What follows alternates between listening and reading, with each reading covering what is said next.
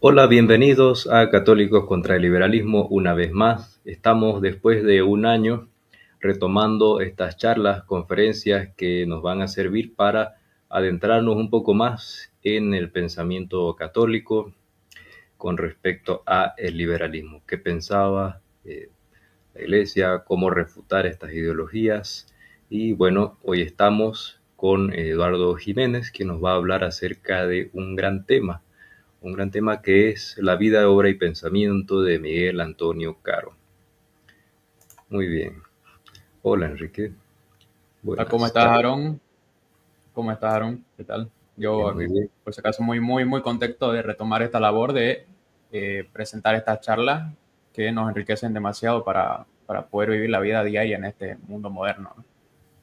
Exacto, sí. Nos ayuda a vivir una vida diaria sin esa tanta contaminación ideológica que hay en nuestra época. Nos ayuda a prevenir tantas cosas, ¿no? Conociendo un poco más de los pensadores católicos. Vamos a presentar a continuación a Eduardo Jiménez, pero antes que nada vamos a ver quién es y cuál es su trayectoria. Por favor, Enrique. Bien, el licenciado Eduardo Jiménez es politólogo de la Universidad Nacional de Colombia e investigador del Grupo de Investigación Social Solidaridad. Es autor de artículos en revistas académicas como la revista Fuego y Raya, una revista argentina de historia y formación católica. También ha colaborado en publicaciones colectivas como el libro La consumación de la secesión y el comienzo de la dependencia, a los 200 años de la batalla de Ayacucho, editado por el profesor Miguel Ayuso Torres. También colabora en los medios digitales carlistas como La Esperanza y la Gaceta de la Tierra Firme. Lidera el grupo, lidera el círculo tradicionalista Gaspar de Rodas de la ciudad de Medellín y su propósito es difundir el concepto de teología política y reivindicar la política católica como un quehacer propio de nosotros los seglares. Bienvenido, licenciado Eduardo. Sea bienvenido al canal. Bienvenido. Oh, perdón. Ahora sí. Ujú. Buenas tardes. Muchas gracias por la invitación y a los que nos están viendo en este momento, también un saludo para ellos. Muy Perfecto. emocionado por poder exponer a uno de los mayores representantes del ultramontanismo en Hispanoamérica, que quizás no es tan conocido como otros personajes de la misma corriente. Sí, es muy Excelente. curioso eso porque como anticipábamos en la página anterior a este día, tiene una pluma bastante tradicional y bastante fuerte, ¿no? Contra los errores modernos. Tal. Sí, Magnífica, magnífica la forma en que expresaba sus ideas políticas. sí. Así es. Muy bien, entonces, bien, Eduardo, comenzamos con esta presentación. Mm, Muchas gracias por la oportunidad de hablarnos acerca de él y pues bueno, cuando ustedes empezamos. Listo, perfecto, de inmediato. Oh, ahora sí.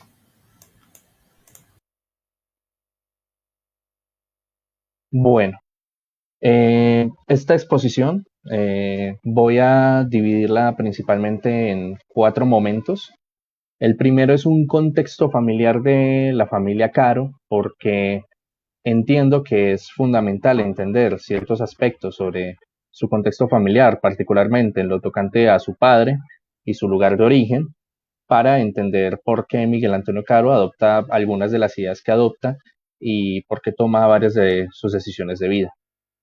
Eh, en un segundo momento ya procederé a dar algunos datos biográficos muy breves sobre la vida de Miguel Antonio Caro que nos introducen a su etapa ya como periodista y publicista católico, que pues, nos permitirá ya entrar en materia de lo que es su pensamiento, que es la parte, digamos, más sustancial de la exposición que corresponden al primer momento de Miguel Antonio Caro, es decir, sus años de juventud. Ya, digamos, sus años de vejez, ya digamos, como que su actividad propiamente de producción doctrinaria ya se paraliza de alguna manera. Y finalmente haré algunas consideraciones finales sobre su legado, sobre su importancia histórica, para que podamos reflexionar de cuál es el papel que cumplió en su momento el ultramontanismo y qué podemos aprender de él a día de hoy. Correcto. Bueno. La familia Caro es oriunda de Ocaña, hoy en día departamento del norte de Santander. Fue una familia que durante la Guerra de Independencia se puso del lado realista. Y como muchos sabrán, durante la Guerra de Independencia los agravios de un bando y de otro llegaban mucho al ámbito personal.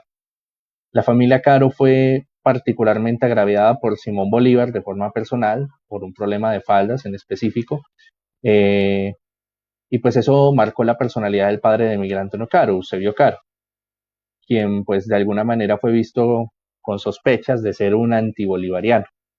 Sobre Ocaña, un dato que podemos destacar es que pese a que se suele decir que Pasto, hoy en día departamento de Nariño, fue la última provincia en ser controlada por los republicanos, que fue la última provincia que quedó por fuera de la República, es decir, un momento en la historia en el que la República de Colombia, historiográficamente llamada Gran Colombia, ya existía, ya tenía control de casi la totalidad del territorio y sin embargo no controlaban la provincia de Pasto. Es verdad que fue la última provincia que se resistió al control republicano. No obstante, el último foco de resistencia realista no fue Pasto, sino Ocaña. La última guerrilla realista que quedó en todo el continente se llamaba Los Colorados y estaba en Ocaña, la cual se disolvió, si no mal recuerdo, entre la década de los 30, casi los 40 del siglo XIX. Bastante tiempo duró. Entonces, Ocaña fue de alguna forma un poco marginada en la vida pública de Colombia. Y Eusebio, por tener ese origen, cuando él se traslada a Bogotá, Eusebio Caro, cuando se traslada a Bogotá para participar de lo que es la vida política, básicamente recibe burlas, discriminación un poco de la élite bogotana con la mezquindad que la caracteriza, ¿no? Entonces, pese a esa fama de antibolivariano que quizás pudo tener Eusebio Caro, lo cierto es que él no era un antibolivariano. No obstante, lo que él sí plantea es la rehabilitación de la figura del general Francisco de Paula Santander, otro prócer de la independencia de Colombia. Eusebio Caro y el señor Ospina son los cofundadores del Partido Conservador Colombiano. El partido, digamos, con historia continua, más antiguo de la región. Y entre los primeros puntos que tiene su primer programa está la rehabilitación de la figura del general Santander como una figura de carácter conservador. Entonces tenemos que en el ideario de Eusebio Caro, el padre de Miguel Antonio Caro, Francisco de Paula Santander era un referente muy importante y es algo que lo caracteriza. Si bien él nunca se expresa de forma negativa o crítica de Simón Bolívar, él sí plantea esta reivindicación porque, digamos, como que en la historiografía, sobre todo en la venezolana, se suele contrastar o antagonizar las figuras de Santander y Bolívar, e incluso plantear a Bolívar como una figura conservadora y Santander como una liberal. No obstante, Eusebio Caro hace un balance muy distinto y para él, si Bolívar era un liberal, Santander también debía de serlo. Y si Santander podía ser considerado conservador o Bolívar conservador, pues el otro también, porque no eran figuras tan distintas a su entender. No obstante, lo que tiene más preponderancia en su pensamiento es la figura de Santander. Otro aspecto que debemos considerar de Eusebio Caro, el padre de Miguel Antonio Caro, es que él era un iluminista convencido. Él había tenido una educación enciclopedista, como la habían tenido los próceres de la independencia.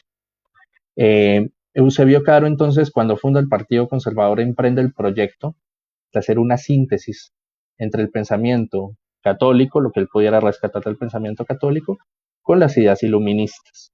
Aquí no estoy haciendo una apología de esa tesis, pero es necesario tenerla de presente para poder comprender a Miguel Antonio Caro. Miguel Antonio Caro finalmente nace el 10 de noviembre de 1843 en Bogotá y queda huérfano a la edad de los 10 años.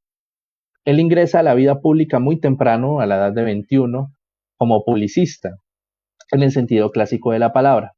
Es decir, publicista como aquella persona cuya labor es defender ideas políticas, causar polémica a través de los medios de comunicación, en ese entonces primordialmente la prensa, ¿no? Escribe en los periódicos El Símbolo, La Caridad, El Iris, La República y La Fe. Este último él lo dirigió, principalmente sobre cuestiones literarias, cuestiones políticas y cuestiones religiosas.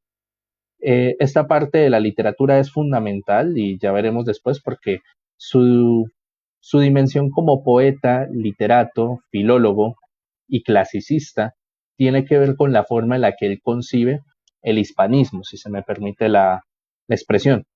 La cuestión es que cuando inicia su vida pública, debido a la marginación que tuvo su padre y también por su origen ocañero, pese a ya Miguel Antonio Caro sí haber nacido en Bogotá y ser propiamente bogotano y estar inmerso en la cultura bogotana, él trata de diferenciarse de su padre. No obstante, este intento de diferenciarse de su padre no puede ser concebido de modo alguno como una desvinculación total. ¿En qué medida? En que Miguel Antonio Caro siempre fue un defensor de su padre, porque su padre, debido a este proyecto que yo ya mencioné, de querer conciliar el catolicismo con iluminismo, fue acusado por muchos de racionalista, de agnóstico e incluso de ateo. Estas últimas acusaciones llegaban al borde de lo que es la calumnia y Miguel Antonio Caro pues siempre defendió el honor de su padre frente a estas calumnias. Pero, digamos, sí trata de tomar una distancia de él y esto se ve en distintos hechos. Pese a que Miguel Antonio Caro era el hijo de uno de los fundadores del Partido Conservador y por tanto un líder natural para el propio partido, un sucesor natural de Eusebio, él renuncia rápidamente al Partido Conservador. Reemplaza el santanderismo de su padre por un bolivarianismo.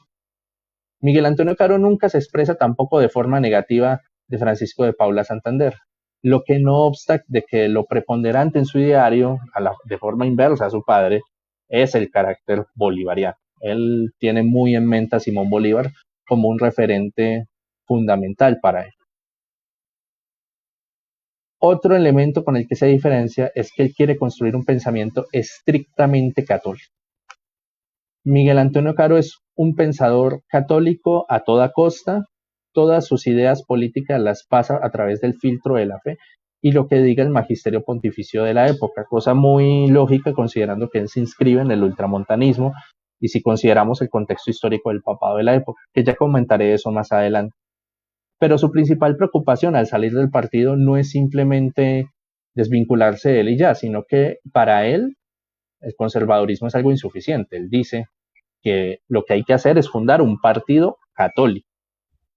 Y el medio de difusión de este partido católico era un periódico que él fundó de nombre El Tradicionista, escrito con C, tradicionista, la misma raíz etimológica de la palabra tradicionalismo o tradicionalista. Así que podríamos decir que son sinónimos. Este periódico se publicó de 1871 hasta 1876. Lastimosamente, el Partido Católico de Miguel Antonio Caro fracasa muy rápidamente debido a la negativa e incluso hostilidad de varios clérigos, quienes tenían miedo de que los laicos terminaran tomando la vocería política por la Iglesia y, digamos, esta relación que ya había entre el clero y el Partido Conservador en la que el clero tenía como que cierto control de algunos políticos, era algo que ellos no querían perder frente a la posibilidad de pasarse al Partido Católico, ya que la personalidad de Caro era muy fuerte y, digamos, lo veían de alguna manera como un peligro. Así que lastimosamente este partido es una cosa muy anecdotaria, pero el hecho de que se desvincule del partido ya nos dice bastante de la personalidad de Miguel Antonio Caro. Y ya voy a detallar ese punto. Como dije anteriormente, Caro no es simplemente un ultramontano, porque los ultramontanos en Hispanoamérica se solían vincular o inscribir en la corriente del conservadurismo, que aquí en Colombia nosotros no usamos la expresión conservadurismo, sino conservatismo, la expresión históricamente colombiana. Miguel Antonio Caro es consciente de que el conservatismo no es suficiente, de que es algo incluso negativo, de que es necesario ir más allá, llegar a una doctrina política superior que vaya más allá de simplemente conservar y que esa doctrina tiene que estar, primero, vinculada al magisterio pontificio de la Iglesia y segundo, el nombre de esa doctrina tiene que encontrar su raíz etimológica en la palabra tradición. Entonces tenemos que Miguel Antonio Caro podría considerarse el único personaje en su época, en Hispanoamérica, que llegó a denominarse tradicionalista. Ahora, puede ser un poco discutible si él era estricto sensu un tradicionalista en el sentido que entendemos en el tradicionalismo político, pero lo cierto es que el hecho de que acuñe el término tradicionismo y prefiera ese término por sobre conservadurismo es algo que dice bastante. Y no solamente es que lo prefiera, sino que para él la palabra el adjetivo de conservador es bastante negativo. De hecho, si se me permite, voy a citar textualmente lo que le responde Carlos Martínez Silva, jefe del Partido Conservador, en una discusión parlamentaria. Leo textualmente. El señor Caro declara que a este partido denominado nacional, desde su fundación, se debe la reforma política que se ha llamado regeneración, que lo constituyen los individuos, no agrupaciones que sostengan en toda su integridad el sistema imperante de la República. Y finalmente que él no reconoce abolengo alguno en nuestros partidos históricos. Los partidos históricos de Colombia son el conservador y el liberal, es decir, aquí lo que nos quiere decir es que Miguel Antonio Caro no le reconoce ningún mérito a esos dos partidos, no les reconoce ninguna virtud.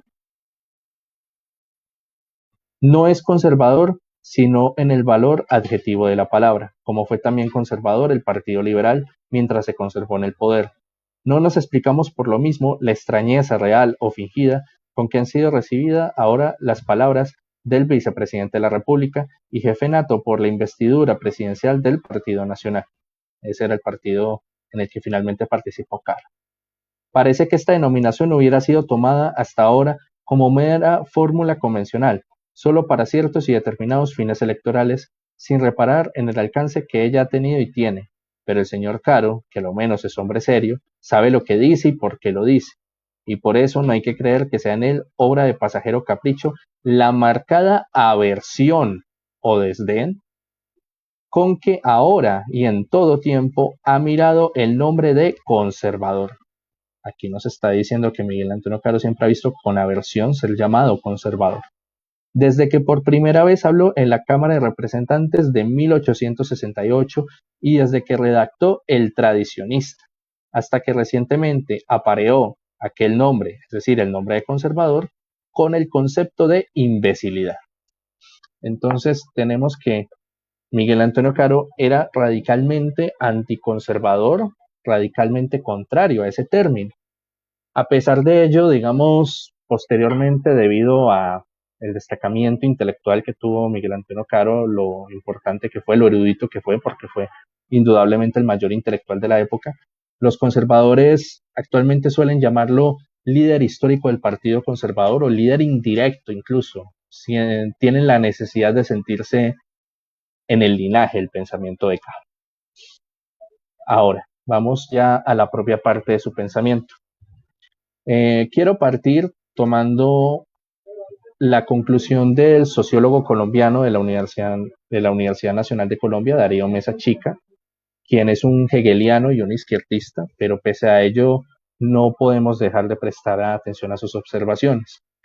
Darío Mesa toma de referencia la tesis del historiador de las ideas mexicano, Leopoldo Sea, para quien en Hispanoamérica nunca hubo filósofos en el sentido estricto de la palabra, es decir, alguien que construye un sistema de ideas capaz de tener una teoría de las ideas, una nosología, una ontología, sino más bien lo que él llama aproximaciones filosóficas en Latinoamérica o aproximaciones latinoamericanas a la filosofía.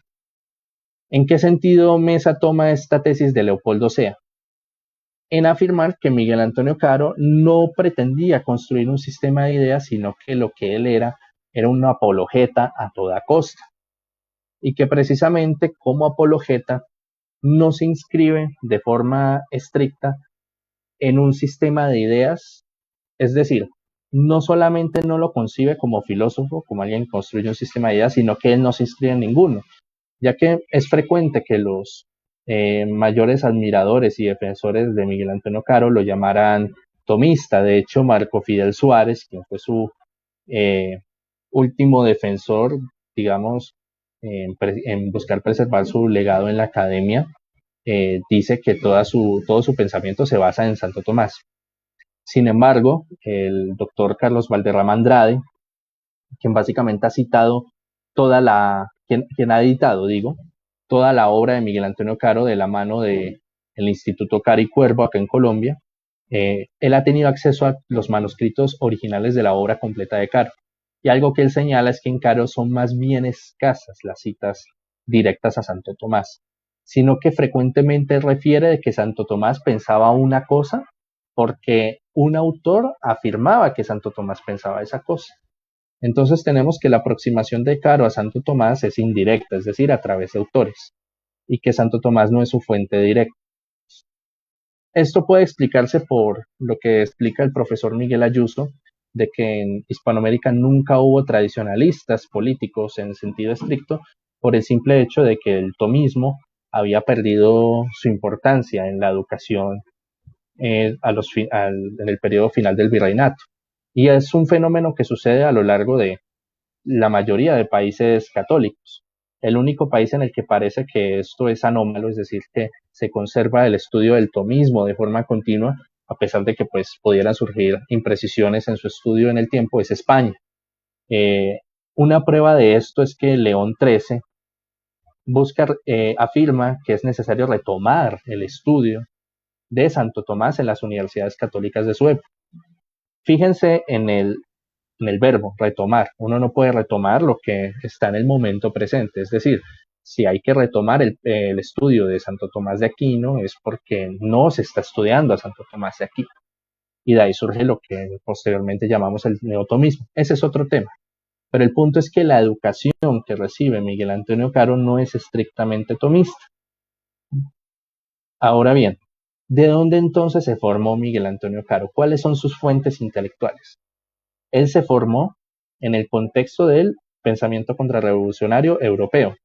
Los autores que él cita de forma extensiva a lo largo de sus textos son Jaime Balmes, Juan Donoso Cortés. Él tuvo contacto con Menéndez y Pelayo. eh, también tiene contacto con la obra de los pensadores contrarrevolucionarios franceses, Luis Bulot, Luis de Bonald y el Conde de Mestre, que era su preferido entre ellos. Entonces su aproximación al pensamiento político católico es, en primera instancia, a través de estos autores y marcado por la pauta que establecen los papas de su época, que él vivió la época de desde Pío IX hasta León XIII. Ahora bien, lo que quizás sí podemos percibir como conclusiones tomistas en Miguel Antonio Caro se explican porque lo que él sí era un aristotélico. ¿Y por qué era un aristotélico? Porque Miguel Antonio Caro era, antes que cualquier otra cosa, él era un clasicista y un latinista consumado. Él era un cultor de las lenguas clásicas. La mayor gramática latina escrita en Hispanoamérica es de él, hecha en colaboración con su amigo Rufino José Cuervo, otro pensador de corte ultramontano colombiano. Tan es así su fama como latinista, que después ya citaré otros hechos respecto también a su labor como filólogo, que en muchos países de Hispanoamérica, sobre todo en Chile, en Venezuela, hay un sector de la academia, sobre todo en el ámbito de la literatura, que lo recuerda simplemente como un latinista, como un clasicista, como un filólogo, pero se suele olvidar que él tuvo una obra política. Muy probablemente, si usted habla con algún literato, con algún filólogo que sepa de lo que habla, conocerá a Miguel Antonio Caro, no obstante, probablemente no sepa sobre su dimensión política.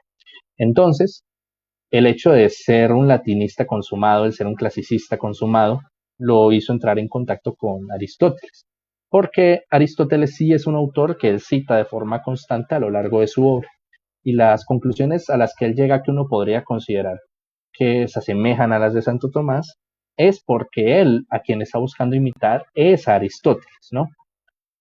Este aristotelismo también lo hace flexible en otros aspectos. ¿En qué aspectos? En que él fue capaz de asimilar, no en lo esencial, solo en lo accidental, las ideas que estaban en boga en la época.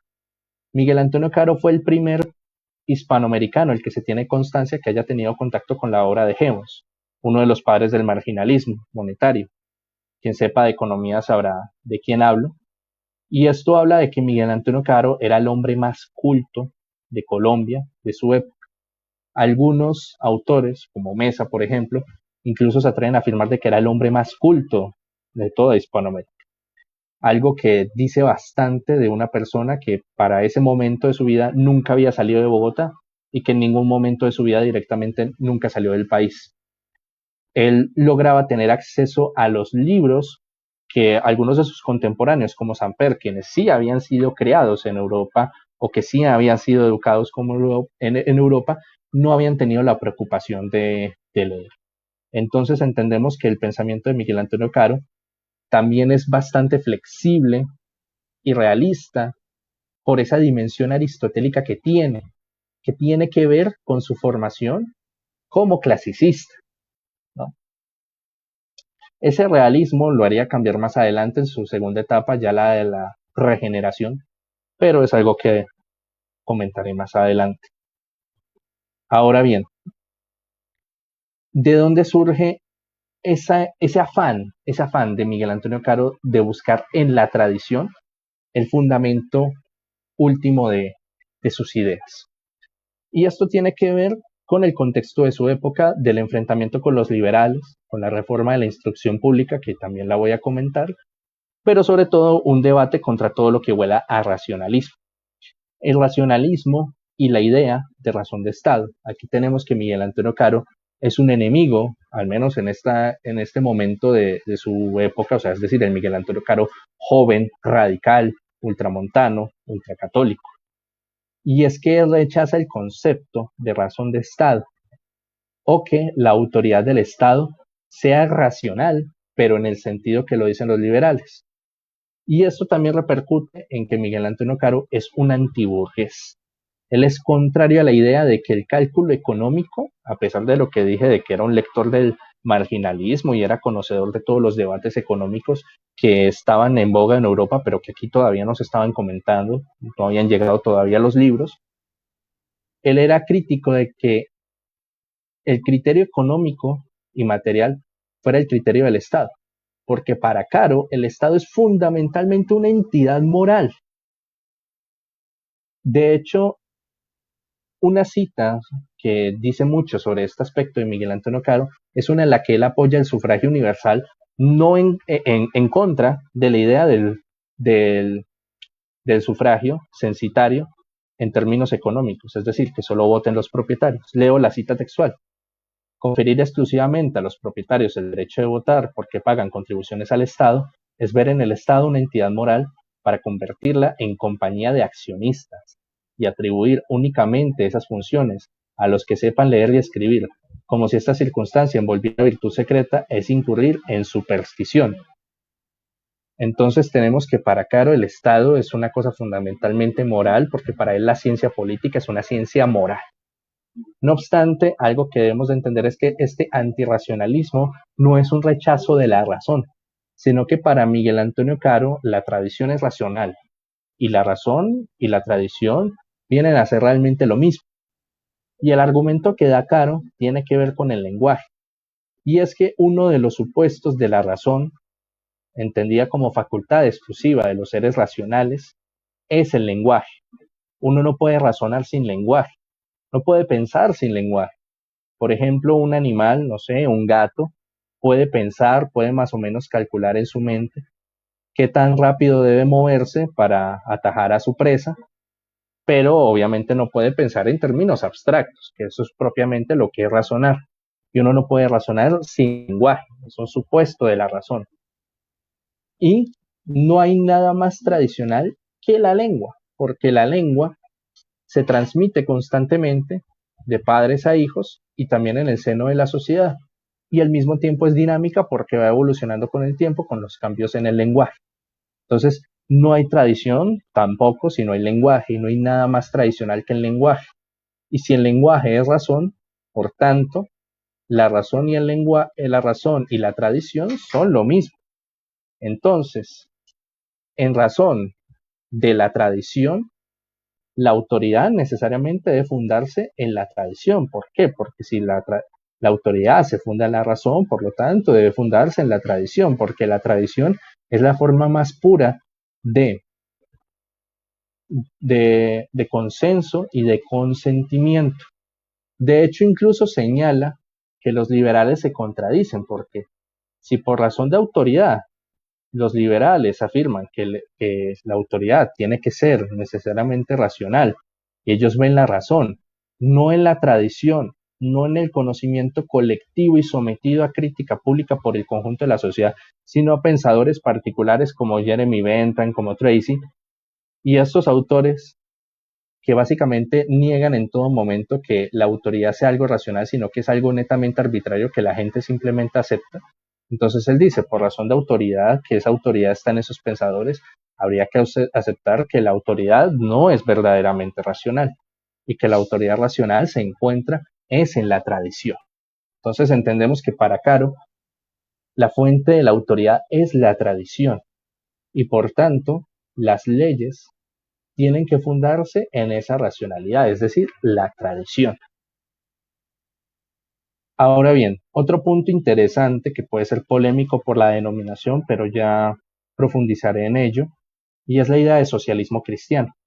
Miguel Antonio Caro llamaba a su pensamiento económico, en un inicio, socialismo cristiano, aunque después de las condenas de León XIII al socialismo, él cambiaría la definición, él cambiaría el término, ya dejaría de hablar de socialismo cristiano, aunque no cambiaría las ideas, o sea, el contenido.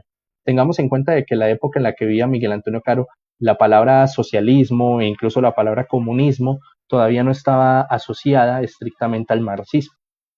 Pero vemos de que la docilidad de Miguel Antonio Caro ante el magisterio pontificio es tal de que incluso cambia los términos en los que habla para evitar confusiones, porque en su voluntad nunca está contradecir en lo más mínimo al magisterio pontificio, al papado. Voy a leer una cita que describe y aclara lo que es el socialismo cristiano para Miguel Antonio Caro. Cito textualmente: el ideal comunista es un ideal falso y absurdo, como hijo al fin de la envidia, mientras que el socialismo cristiano, que procura ensanchar la esfera de la propiedad gratuita, es un ideal generoso y científico, hijo de la cara.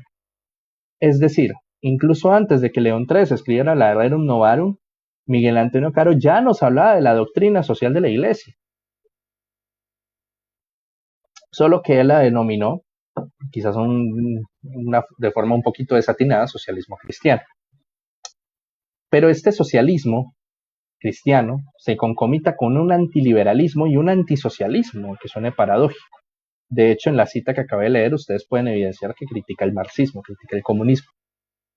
Y es porque Miguel Antonio Caro, como un ultramontano, estamos viendo el contexto en el que la Italia de los Saboya abolen los estados pontificios y vuelven prisionero al Papa. Él siente que como católico su obligación es defender al Papa y lo que diga el Papa. Y entonces su obligación también era ser antiliberal, porque Miguel Antonio Caro vio en el magisterio pontificio, particularmente de Pío IX en la Quanta Cura y el Sílabus, un programa, ¿cómo es que se dice? Que lo obligaba a condenar el liberalismo. Y es que él llega tan lejos para decirte que los fundamentos del decálogo de los 10 mandamientos condenan el liberalismo, de que el liberalismo está condenado en la Biblia, de que si uno cree lo que enseña la Sagrada Escritura, uno no puede ser liberal. Leo otra cita textual de Miguel Antonio Caro. El liberalismo está condenado no solo en el Sílabus, sino muchos siglos antes en el Decálogo. Allí se condena la libertad de mentir, de robar, de matar, etc. Y como hoy se miente publicando funestos errores, y se roba desamortizando, y se mata haciendo revoluciones, por eso las condenaciones del Decálogo se han hecho extensivas a la prensa impía, aquí está condenando la libertad de prensa, y a la desamortización oficial, y a las revoluciones comunistas, etc. El sílabus es el decálogo aplicado a la nueva y gigantesca forma que ha tomado la libertad del mal en las sociedades modernas. Esa libertad del mal es la esencia del liberalismo. Y la libertad del bien, que es la libertad que Dios ama, es la libertad que lleva en sí el catolicismo. La libertad del bien es la civilización cristiana. Entonces, es curioso aquí como Miguel Antonio Caro está mezclando marxismo con liberalismo, y es que para él son cosas muy relacionadas. Ya voy a explicar esto. Pero lo que hay que entender de forma fundamental es que para Miguel Antonio Caro el liberalismo es otra religión y por tanto tiene que ser combatida desde el catolicismo. El liberalismo como religión podemos concebirlo desde la idea de La desdivinización del mundo de Martin Heidegger, para quien, digamos, en la modernidad, sin entrar en un análisis más profundo de su filosofía, se pone al hombre en el lugar que Dios ocupaba, es decir, como aquel sujeto que observa un objeto y que por tanto lo define, ¿no? Eh, Filósofos como Eric Voegelin, también politólogo, lo llama a las ideas surgidas de la Ilustración como religiones políticas o incluso como gnosticismos políticos. Hay otros autores que también abordan esta idea, como Edgar Morin, quien los llama religiones laicas, o Donoso Cortés, quien da más en el clavo y habla de teología política, que hay teología política católica y hay teologías políticas satánicas, y entre ellas estaría el liberalismo, ¿no? Entonces, otra cuestión importante es que las religiones políticas, sobre todo las que se enfrentó Miguel Antonio Caro en su época, trataban de hacerse pasar por científicas, particularmente el pensamiento eh,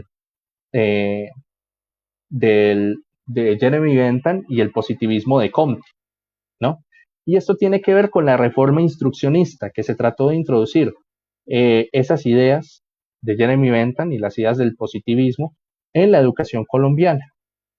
Y entre las ideas que implementan es una forma, digamos, de deísmo, de que se tiene que enseñar a los niños la religión en el sentido de que la existencia del Ser Supremo, es decir, Dios, es un supuesto fundamental para que exista la razón, pero que no se den atribuciones concretas a ese Dios, porque eso ya sería imponer una religión concreta. Claro. Entonces, Miguel Antonio Caro, como católico que es, militante que es, se ve obligado a atacar el deísmo y a la reforma de instrucción pública. Y él niega que esas ideas sean ciencia, sino que las acusan como lo que yo acabé de escribir, es decir, como religiones que se hacen pasar por ciencia.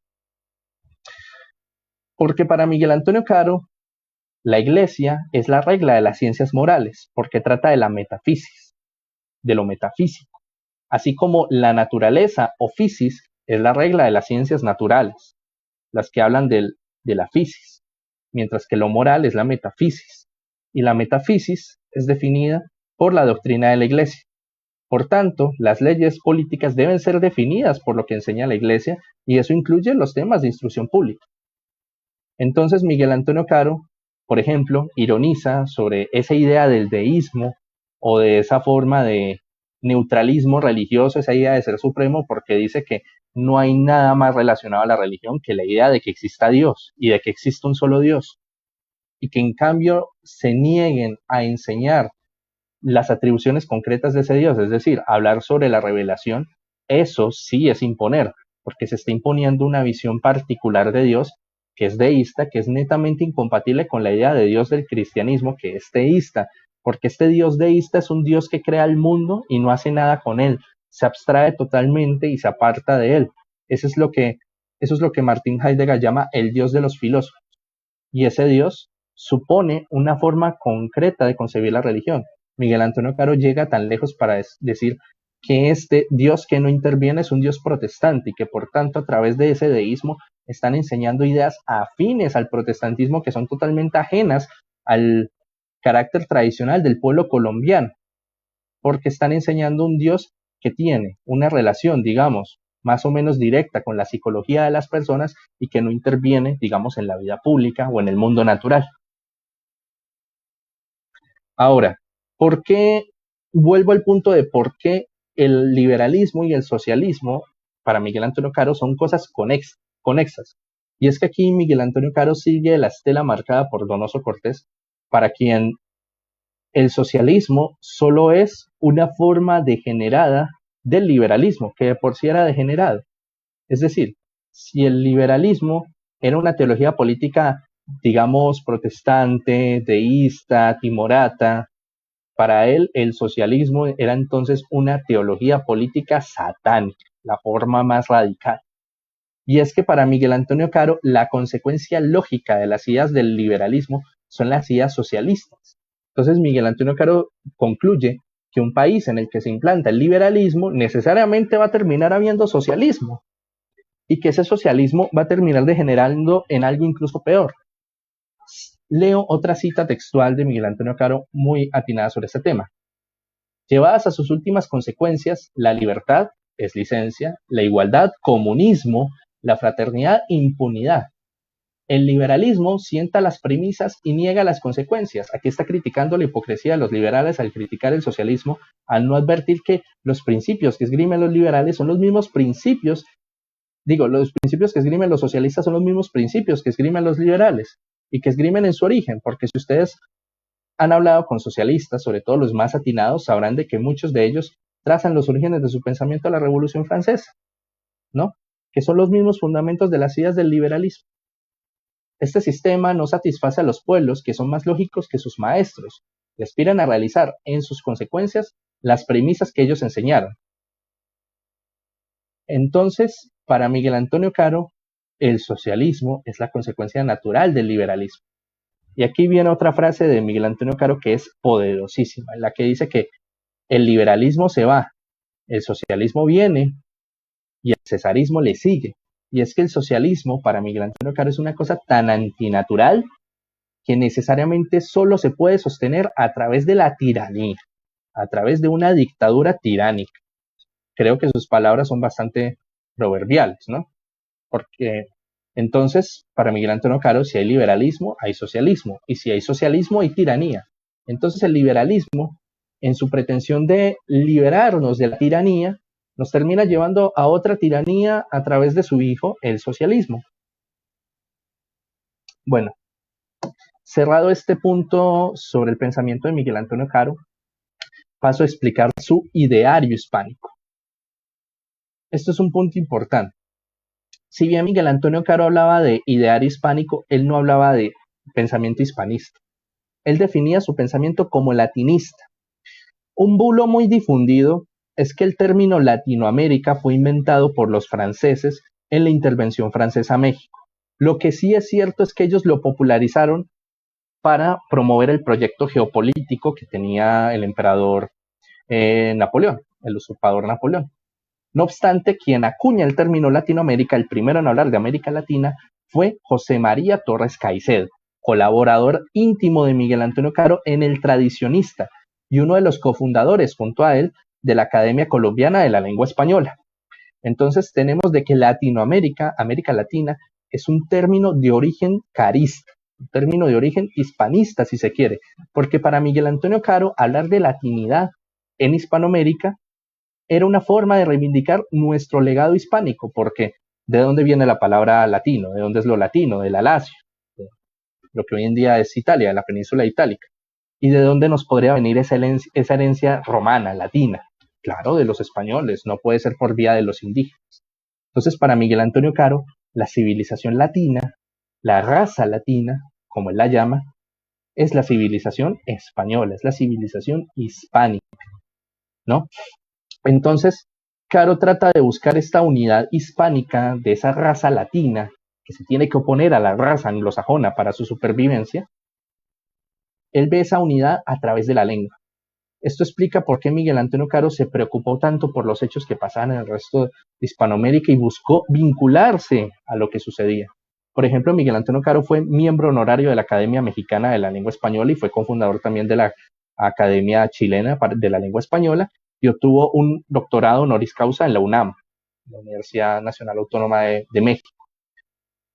De hecho, México es uno de los países que más está en la mente de él, porque, por ejemplo, si ustedes leen su recopilación de escritos políticos, la editada por el Instituto Caro y Cuervo, él, por ejemplo, comenta momento a momento la intervención francesa a México. Él lamenta la intervención y dice que eso es una invasión de los bárbaros galos que quieren acabar con la raza latina, y esto es una cosa muy interesante. Aunque Caro tenía cierta francofilia, dominaba el francés y era lector de pensadores franceses, para él la Francia napoleónica no tenía legado latino.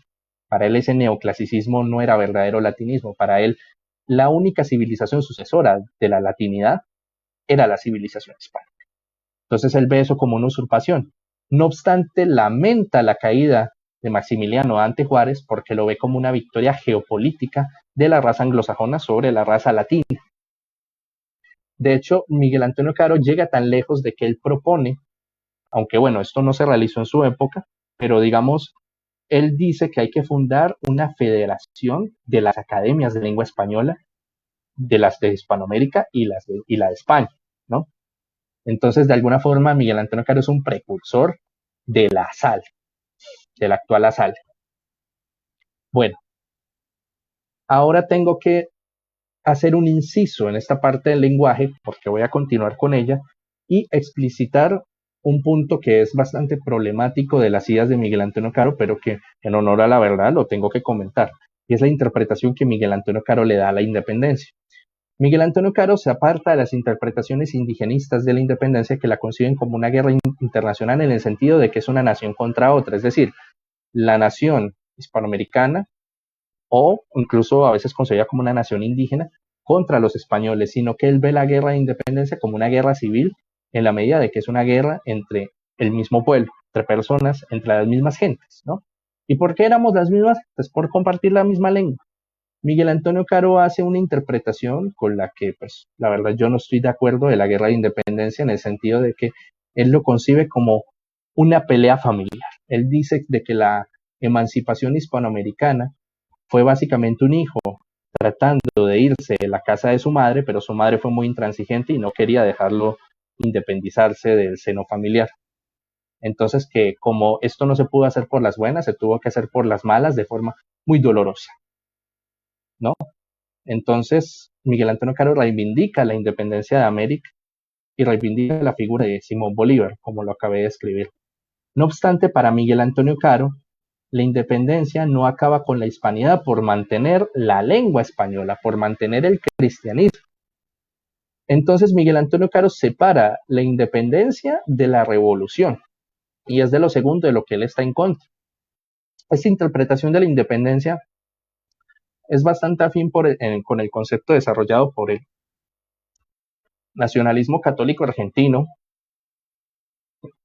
con sus matices, porque tiene sus diferencias. Entonces, para Caro, la conservación del cristianismo y la conservación de la lengua española preservan la civilización católica, porque dice que las civilizaciones no se pueden improvisar, de que hubo una independencia política, pero que la civilización española se mantuvo. Claro, aquí Miguel Antonio Caro está ignorando de forma un poco culpable, digamos, los componentes de pensamiento ilustrado, de pensamiento liberal que habían en los próceres al momento de fundar república, que eligieran ese sistema de gobierno y no otro, que hicieran constituciones escritas y no otra cosa. Pero eso es otro tema. Voy a citar a un historiador colombiano, Santiago Pérez Zapata, que dice lo siguiente. Pero lo relevante aquí es que al enfatizar el nexo lingüístico con España y su tradicional historia católica, reiteraba la catolicidad de todo lo hispanohablante, trataba de superar las contradicciones y aporías del sistema republicano moderno que basaba su legitimidad en la conquista del Estado Nacional, cuyo origen identitario era revolucionario. Entonces, ¿qué es lo que nos quiere decir este historiador?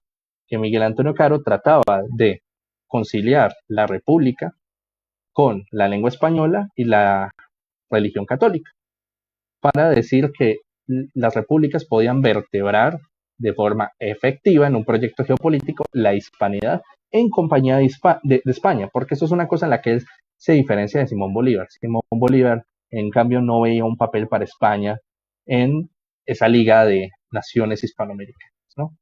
Entonces Miguel Antonio Caro se afinca en la lengua para justificar su hispanismo. Y es que para Miguel Antonio Caro, la conciencia de nuestra lengua española, el cultivo de nuestra lengua española, la purificación de la lengua española, es lo que nos puede llevar a recuperar la hispanidad. ¿Por qué? Porque el lenguaje determina las ideas de una nación. Aquí Miguel Antonio Caro entonces reflexiona de que determinados países, determinadas civilizaciones dieran a luz determinados sistemas. De que, por ejemplo, los anglosajones que hablan inglés sean los responsables de ideas como lo que es el pensamiento del liberalismo económico, del cálculo económico como criterio de la política, pues dice algo de esa civilización, dice algo de ese idioma, que es un idioma para quienes lo hablan, un idioma práctico, un idioma conciso, un idioma que no se preocupa por cuestiones demasiado profundas. Entonces, para él, la hispanidad solo puede surgir del cultivo del lenguaje. Entonces, él contrasta con respecto a la raza anglosajona y a la raza francesa, que la raza española dio a luz el mayor cultivo del pensamiento tomista. Entonces él dice, la lengua española es la lengua católica por excelencia. Miguel Antonio Caro va tan lejos para afirmar como que la lengua es la patria. Entonces, Miguel Antonio Caro se retrotrae a la conquista y también la reivindica, sin dejar de reivindicar la independencia, y ve en la conquista el origen de nuestra civilización. Miguel Antonio Caro decía lo siguiente del indigenismo: y nosotros, figurándonos que íbamos a vengar los manes de Moctezuma y a libertar la cuna de los incas, españoles peninsulares y americanos, nos llama españoles americanos, todos una, aquende y allende de los mares, de buena fe a veces, otras por intereses o por ficción, maldecíamos y renegábamos de nuestros comunes padres. Aquí lo que él está hablando es de lo que él llama la revolución como cosa distinta a la independencia. Y es que él afirma de que después de la independencia empieza a darse esa tendencia de rechazar la herencia española y de reivindicar de forma más, digamos, preponderante las raíces indígenas. Y es que Miguel Antonio Caro no le da tanta relevancia a lo indígena como el origen de nuestra civilización, sino que para él el origen de nuestros pueblos, de nuestras patrias, es la conquista. Y de que esta tendencia que estuvo en la independencia para él fue equivocada. Ahora, terminado esta parte de, ¿cómo es que se dice?, de la cuestión de la lengua, vamos a la cuestión de nuevo del bolivarianismo. ¿Por qué Miguel Antonio Caro es bolivariano? Porque él ve en Simón Bolívar un potencial para darle una estructura, darle una concretitud a esta idea de hispanidad, de latinidad, que realmente es el término que él usa, pues de volverlo concreto. Y es que Bolívar, ¿por qué llama a la República de Colombia República de Colombia? Él toma el término de uno de sus maestros, Francisco de Miranda, quien realmente no acuña el término, sino que él agarra el término de la Columbia Británica. Ellos fueron primero que nosotros, es decir, Colombia no deja de ser una traducción del inglés al castellano, y para él Colombia es un término rival de América. Es decir, para Francisco Miranda, de Miranda, Colombia no era el nombre ni de la Nueva Granada, ni de Venezuela, ni del actual Ecuador, ni de estas tres naciones juntas, sino que para él era el término rival de América. Es decir, si en inglés se dice America, en castellano debe decirse Colombia. Es decir, para Francisco de Miranda, los hispanoparlantes debemos llamar a nuestro continente Colombia. Entonces, la fundación, el nombre de República de Colombia, ¿qué viene a significar? Que es una república que aspira, en último término, a abarcar todo el territorio hispanoamericano. Este era el proyecto de Miranda y el de Bolívar. Claro, aquí vemos un proyecto expansionista que obviamente los demás próceres de la independencia de otros países como Iturbide o San Martín no vieron de forma positiva, porque en el fondo sería ser dominados por lo que dijera Bolívar, ¿no? Pero el punto es que él ve en ese proyecto una posibilidad de reformular, ya no diciendo vamos a fundar una república única que va a unificar todo el continente, porque para él eso es utópico, para él eso no puede pasar, y por demás sería injusto y un irrespeto a esas nacionalidades, sino que él lo ve, él cambia Colombia por latinidad, y lo ve como una posibilidad de establecer un proyecto geopolítico, ¿no? Entonces, para él, Colombia, que recupera el término Colombia para homenajear a Bolívar, junto a otros países hispanoamericanos relevantes en su esfera regional, es decir, la propia Colombia, es decir, México, es decir, Perú, es decir, Argentina, deben de realizar una alianza en la que mantengan una esfera de influencia en distintos puntos, con distintos puntos de interés, en la que puedan hacer frente a los distintos frentes, valga la redundancia, de enfrentamiento con la raza anglosajona. Por eso para él es de tanto interés México, porque es la frontera directa que tenemos con la raza anglosajona al norte. Y también ve en España un papel en la latinidad, como dije, a diferencia de Bolívar, porque él dice que España es necesaria porque, primero, tiene otra frontera, esta vez marítima, con la raza anglosajona, es decir, la Gran Bretaña, y a su vez puede ser un freno para las intentonas de los europeos de más allá de intentar entrar y ejercer su influencia en Hispanoamérica. Entonces, la raza latina, la latinidad, en fin, para Miguel Antonio Caro, no es otra cosa sino una unidad lingüística, una unidad espiritual, una unidad racial, si se quiere, porque para él todos tenemos algo de sangre española a través del mestizaje, más allá de que algunos tengan un color más oscuro que otro, y lo ve como una posibilidad de articular un proyecto geopolítico que pueda ser suficiente para enfrentarse a los anglosajones.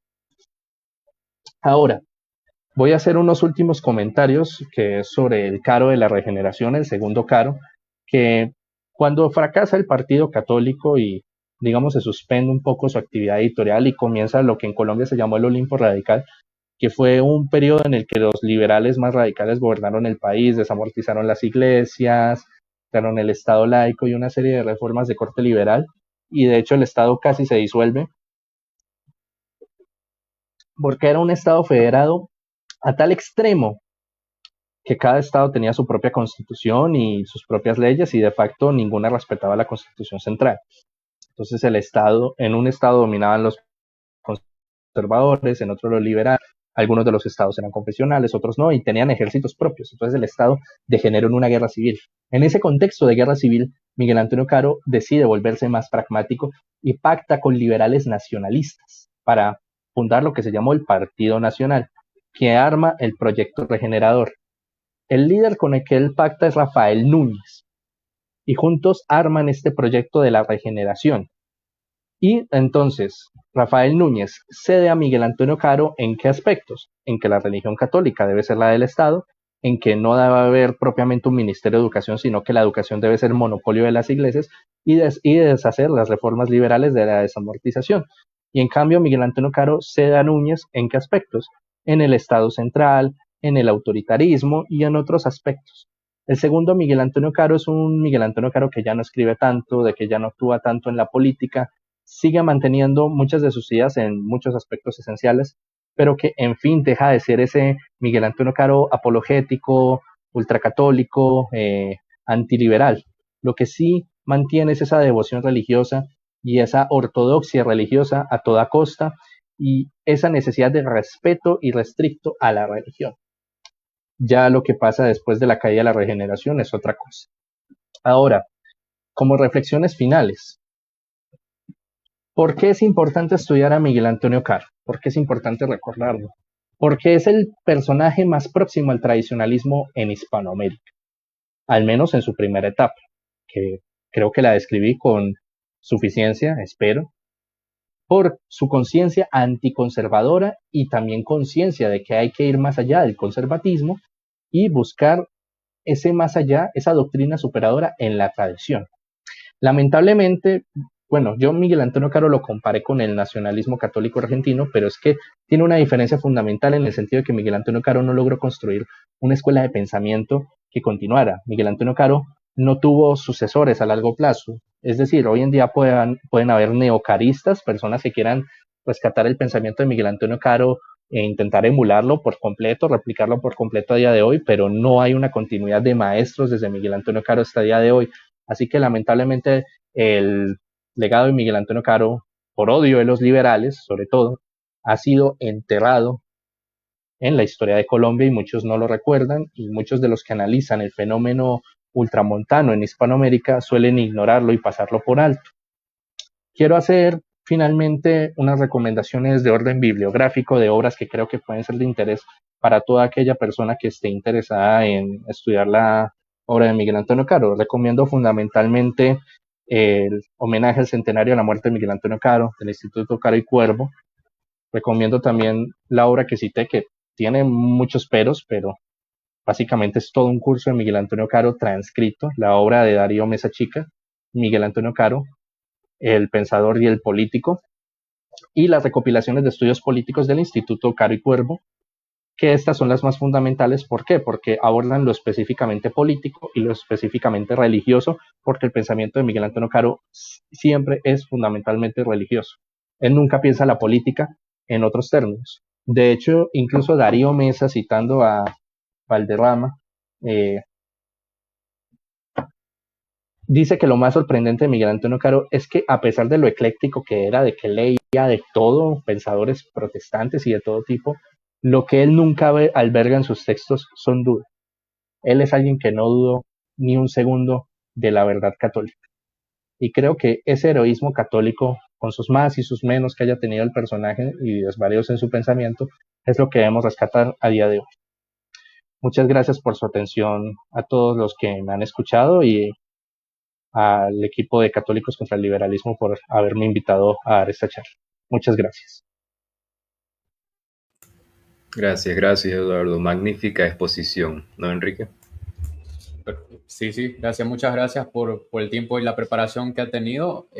La verdad es bastante gratificante haber conocido a Miguel Antonio, saber que lo tenemos como un personaje para profundizar y que ha sido reconocido por gente incluso que no es católica y de relevancia como Mesa, ¿no? Que eso, a mi parecer, denota que, como finalizaba la charla, ha sido enterrado por odio a los liberales, ¿no? Porque una persona tan reconocida como la más culta, incluso de Hispanoamérica, es muy extraño, por lo menos, que no la conozcamos y que no se estudie, ¿no? Así que ya saben, a toda nuestra audiencia tenemos tarea, seguir profundizando en la vida, obra y entrega de Miguel Antonio Caro. En Tenemos efecto. aquí en el chat una pregunta. Vamos, Aaron, con las preguntas. Por Ok. favor, La si es pregunta posible, me las dice, leen. sí, claro que sí, claro que sí. Alguien en el público pregunta lo siguiente: ¿qué pensaba Caro acerca de la España de su época? Bueno, Miguel Antonio Caro veía con desdén la España de la época porque para él el gobierno isabelino eh, estaba yendo por los caminos del liberalismo. Miguel Antonio Caro, como era un admirador del pensamiento contrarrevolucionario europeo, también era un admirador del carlismo. Él era admirador del carlismo y en plena polémica con un periódico liberal de la época llamado El Diario, él afirma que todas las cosas malas que decía la prensa colombiana sobre el carlismo eran calumnias y dice textualmente que Carlos VII es un rey católico que ha jurado matar la revolución y que por lo tanto es natural que todos los colombianos lo admiren y lo amen. Entonces Miguel Antonio Caro quería que en España triunfara el carlismo con el propósito de establecer con la España carlista una alianza geopolítica que sirviera a su proyecto geopolítico de la latinidad, ¿no? Entonces, Miguel Antonio Caro veía con desdén el triunfo de los isabelinos y veía con desdén las reformas políticas que estaban estableciendo y para él el camino a seguir que debía tener España era el carlismo. Aunque suene un poco paradójico, siendo que él era un bolivariano. Fruto seguro de ese eclecticismo entre que él vivía, ¿no? De tanto estudio y Claro, tantas fuentes, tantas corrientes. claro, Eh, claro, para sí. mí, para mí quisiera yo que pueda ampliar un poco sobre su labor filológica, si se puede, y para polemizar un poco sobre el término de Hispanoamérica y en este contexto de hispanidad que hoy está, al parecer, resurgiendo. Lo veo con mucha gratitud. Eh, como yo veo este fenómeno, ¿no? Los hispanistas como que se estrellan contra el término de latinoamericano y por el rechazo que tienen al término latino, cuando yo más bien creo que tendríamos que enfocar nuestro análisis contra el término americano, porque en el contexto de la conquista nosotros éramos indianos, éramos indios, ¿no? Esto era la India, no era América. ¿Usted cómo lo ve y si tenemos quizá datos de cómo pensaba al respecto para que podamos ampliarlo, Miguel Antonio Caro? Bueno, como le dije, el término América Latina, porque Caro pues no tenía ningún problema con el término América, aunque pues la observación que usted hace, yo la comparto, la verdad. Yo siempre he preferido hablar de indohispanidad de alguna manera, aunque es un término un poco O creativo, andino, pues. o andino. Bueno, sí, pues nosotros aquí en los Andes somos andinos, valga la redundancia. Pero bueno, Claro. volviendo a Caro, Miguel Antonio Caro, como les digo, él es uno de los padres del término Latinoamérica junto a Torres Caicedo. ¿Qué es lo que sucede? Si bien es falso que los franceses hayan inventado el término Latinoamérica, ya lo dije, lo inventó Caicedo en el periódico de Caro, escribiendo en el periódico de Caro, es decir, el término es de origen carista, eh, que los franceses lo tomaran y le dieran difusión para servir a sus propios propósitos, eso sí es verdad, eso sí es verdad, y las palabras pues van adquiriendo una connotación con el tiempo. Entonces yo sí entiendo el por qué muchos hispanistas rechazan el término Latinoamérica, porque es verdad que se ha utilizado de alguna forma como un término para rechazar la hispanidad, cosa paradójica, porque uno cómo puede afirmar el indigenismo a través del término Latinoamérica, eso solo tiene sentido en la mente de esa gente, porque como dije, si somos latinos y tenemos herencia romana, pues esa herencia por donde viene, por España, lógicamente.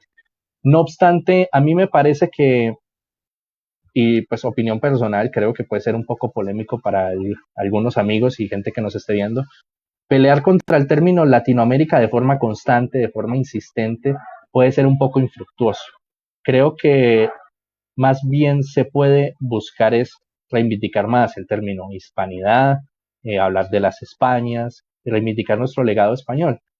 Y yo creo que hay problemas mucho más apremiantes contra el legado español que el término Latinoamérica, la verdad.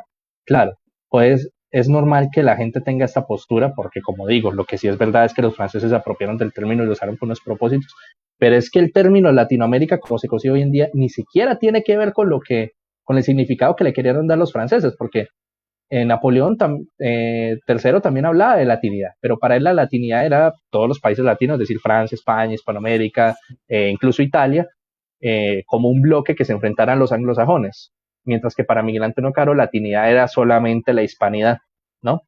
Pero hoy en día Latinoamérica se ve solamente como Hispanoamérica nada más, claro, y incluso lo ven como una reivindicación indigenista. Entonces, no, yo creo que pelear contra ese término, pues no objeto al que lo haga, pero para mí es un esfuerzo que no es fructífero. Creo que hay cuestiones más relevantes y creo que viendo que para Miguel Antonio Caro lo latino, la latinidad, la lengua latina es un elemento católico y el español también lo es por ser hijo del latín, creo que podemos encontrar en Miguel Antonio Caro una forma de rescatar la latinidad de una forma más sana, más en clave hispánica.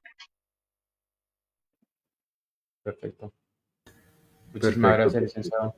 Otra Muchas pregunta gracias. tenemos, Aaron, en el chat, por ahí. Sí, tenemos una pregunta. Daniel Paso Fernández comenta, bueno, en respecto a esa anterior respuesta, dice Reino de Indias Occidentales. Eso es lo que plantea.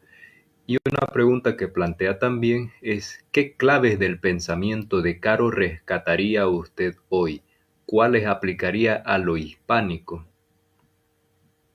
Bueno, yo creo que las ideas más importantes o más aplicables a día de hoy de Miguel Antonio Caro son principalmente sus ideas respecto de la educación, porque Miguel Antonio Caro, a pesar de que pues él nunca estudió pedagogía, él entendía el papel fundamental que tenía la educación y la lengua, ¿no? Entonces, Miguel Antonio Caro estaba en contra de toda esa enseñanza, de esas ideas, eh, digamos como lo que era el pensamiento de Jeremy Bentham. Entonces, yo creo que a día de hoy lo que debemos buscar es una educación católica. Muchos han querido buscarla en la educación en casa, el famoso homeschooling. Homeschooling. Eso puede ser eso puede ser una alternativa, pero yo creo que si queremos construir comunidad y comunidad católica, sobre todo desde las bases, desde las familias deben juntarse. Creo que lo que debemos hacer a día de hoy es buscar en grupos grandes de familias la fundación de colegios católicos, de colegios verdaderamente católicos, quizás un poco al margen de algunas autoridades modernistas que a veces sabotean este tipo de proyectos. Entonces yo creo que Miguel Antonio Caro es muy fundamental en la educación y es que solo a través de la educación podemos transmitir pues las ideas de lo hispánico, de lo católico. Entonces, creo que esa polémica que para Miguel Antonio Caro fue algo que le ocupó 10 años de su vida, pelear contra la ley de instrucción pública en Colombia. Y fíjense lo que les dije, en la regeneración una de las cosas en las que no se dio, porque se dio en muchas cosas, era en la educación, de que la educación debía ser potestad de la iglesia y no de un Estado liberal. Entonces, yo creo que eso es lo que hay que aplicar a día de hoy, ver en la educación cómo podemos proyectar ideas más sanas de sociedad. Muy pertinentes ideas, sí, muy necesarias. La educación hace mucha falta impulsar ahí la fe católica, ¿no? Para hacer una educación que contribuya verdaderamente al bien común, sin distorsiones ideológicas. Perfecto, gracias por su respuesta, Andrei. Perdón, Eduardo, a ver qué otras. Otra pregunta nos llega de Daniel Paso Fernández. Dice, ¿qué opinaba Caro de los sindicatos? Pues Miguel Antonio Caro, él vivió la Rerum Novarum y por tanto pues él apoyaba el sindicalismo en clave católica. No obstante, esto ya es una cuestión cronológica. Caro murió en una época en la que pues el sindicalismo católico todavía no había adquirido como la suficiente notoriedad o la suficiente tracción como movimiento político. Entonces, digamos como que no le presta tanta atención a la cuestión, porque como digo, en Colombia no había prácticamente sindicatos, eso era una cuestión que muy novedosa que todavía no ocupaba el debate público. Pero digamos, las pocas veces que lo mencionó fue siguiendo las enseñanzas de León III en la Rerum Novarum, que por supuesto apoyan la idea de formar un sindicalismo católico. Ahora bien, hay que entender que muchas de esas cuestiones son contextuales. El sindicalismo hoy en día está cayendo en desuso, incluso en el ámbito del socialismo. O sea, si ustedes, si ustedes, por ejemplo, han incursionado en el ámbito del derecho laboral o conocen algún abogado laboralista, Dios se los podrá confirmar. El sindicalista más joven tiene 90 años. Los sindicatos son una institución que está cayendo en desuso. Entonces, si bien es importante rescatar las ideas de la Rerum Novarum, porque la Rerum Novarum no habla expresamente de sindicatos, sino de asociaciones de trabajadores, que eso puede ser un sindicato, puede ser un gremio, eso puede configurarse en cualquier otra forma de institución o de configurar ¿cómo es que se dice? Esa idea. Porque algo que muchas veces se pierde de presente es que la doctrina social de la Iglesia no es una doctrina económica estructurada, rígidamente construida, sino que son principios morales y religiosos fundamentales que pueden aplicarse de diversidad de maneras. Por eso hay muchas doctrinas católicas para la economía. Por ejemplo, se habla mucho del distributismo de Chesterton y perdón, ahí se me fue el nombre de su compañero que también contribuyó al distributismo, pero también existe, sí, Mirvelo. exacto, sí, sí, Belloc. Pero también existe el corporativismo pensado en clave de Juan Vázquez de Mella, quien también propuso la fórmula del sociedalismo, lo llama así, sociedalismo. Entonces, hay multiplicidad de doctrinas económicas compatibles con la doctrina social de la Iglesia. Entonces, yo creo que si bien el sindicalismo católico es algo histórico que hay que apoyar, que hay que reivindicar, no podemos casarnos con fórmulas históricas de ese tipo, sino que tenemos que ver cómo la doctrina social de la Iglesia se aplica a las circunstancias actuales.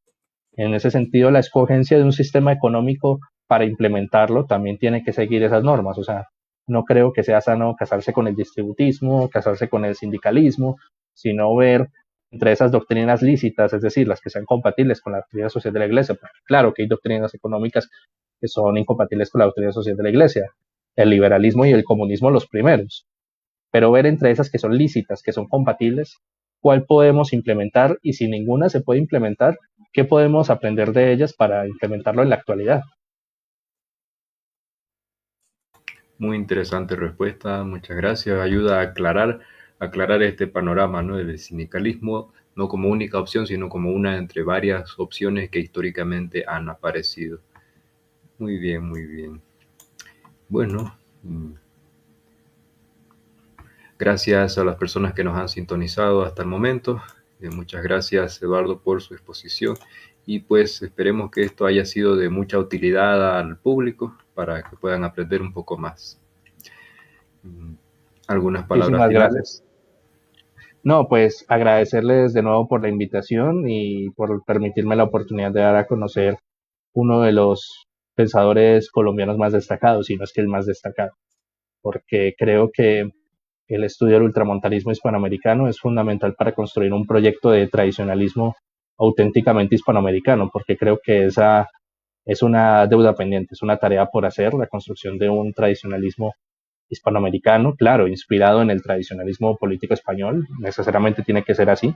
Creo que Miguel Antonio Caro estaría muy de acuerdo en eso, pero en definitiva tenemos que ahondar en nuestros pensadores, no solamente para rescatar lo que es útil en ellos, sino también pues para hacer crítica, hacer autocrítica de lo que pudiera ser problemático. Entonces, Esto es una invitación a eso, a buscar el amor a la patria, al estudio de nuestros autores y también a que los laicos pues nos apropiemos de estas cuestiones, de que no sea una cuestión de, a pesar de que pues creo que los autores que cité a lo largo de toda esta conferencia, ninguno es sacerdote.